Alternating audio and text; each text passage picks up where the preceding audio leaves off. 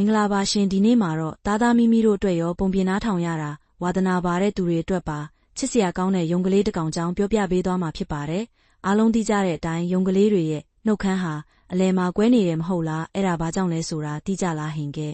ပုံပြင်လေးကိုအတူတူနားထောင်ကြည့်လိုက်ရအောင်နော်ဟိုးရှိတုန်းကပေါ့တောအုပ်ကြီးတစ်ခုထဲမှာအင်မတန်မှပျော်ပျော်နေတတ်ပြီးစနောက်ရတာဝါသနာပါတဲ့ယုံကလေးတစ်ကောင်ရှိတဲ့သူကတခြားတိရစ္ဆာန်တွေကိုစနောက်ပြီးရင်ဘိုင်းနှိပ်ပြီးရဲတက်တာသူ့ရဲ့အကျင့်ပဲပေါ့။ဒီနေ့မှာတော့ယုံကလေးဟာချောင်းသားမှာမျက်နှာလေးတွေစားရင်လမ်းလျှောက်လာတာ။ရေထဲမှာလက်ကြီးတစ်ကောင်မှောက်လျက်ကြီးအိတ်နေတာကိုတွေ့လိုက်ရတဲ့။ယုံကလေးကစဉ်းစားလိုက်တယ်။ဟင်းဒီလက်ကြီးကိုငါတော့နောက်မှဖြစ်မယ်ဆိုပြီးလက်ကြီးနားကိုတိုးလေးကတ်သွားတယ်ပြီးတော့ဟေးလက်ကြီး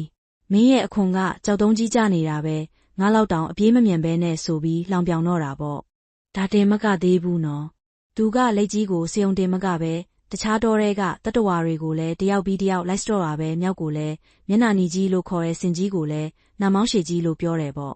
အဲ့ဒီလိုနဲ့တရက်မှာတော့ယုံကလေးဟာကန်ရီပြင်ဘေးမှာထိုင်နေတဲ့ကြားကြီးတစ်ကောင်ကိုတွေးလိုက်ရတဲ့ကြားကြီးကသားကောင်ဖမ်းရလို့မောပြီးအိမ်ငိုက်နေတာ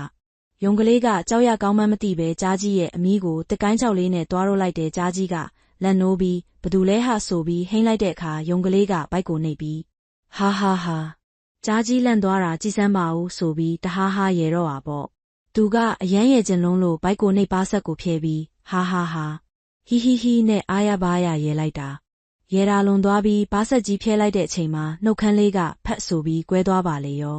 အဲ့ဒီအချိန်ကစားပြီးယုံကလေးရဲ့နှုတ်ခမ်းဟာကွဲသွားခဲ့တာဒီနေ့ထိပဲလို့ဆိုကြတာပေါ့ကွယ်သူများတွေကိုအလွန်အကျုံလောင်ပြောင်ရဲ့မောဟာကိုယ့်အတွက်လည်းမကောင်းဘူးဆိုတာဒီပုံပြင်လေးကသင်ခန်းစာပေးသွားတာဖြစ်ပါတယ်ကဲပုံပြင်လေးကတော့ဒါပါပဲရှင်နောက်ထပ်လည်းစိတ်ဝင်စားဖို့ကောင်းတဲ့ပုံပြင်တွေကိုနားထောင်ကြရင်တော့ကျမတို့ရဲ့ channel လေးကို subscribe လုပ်ထားဖို့မမေ့နဲ့ဦးနော်အားလုံးပဲတာယာတဲ့နေ့လေးဖြစ်ပါစေရှင်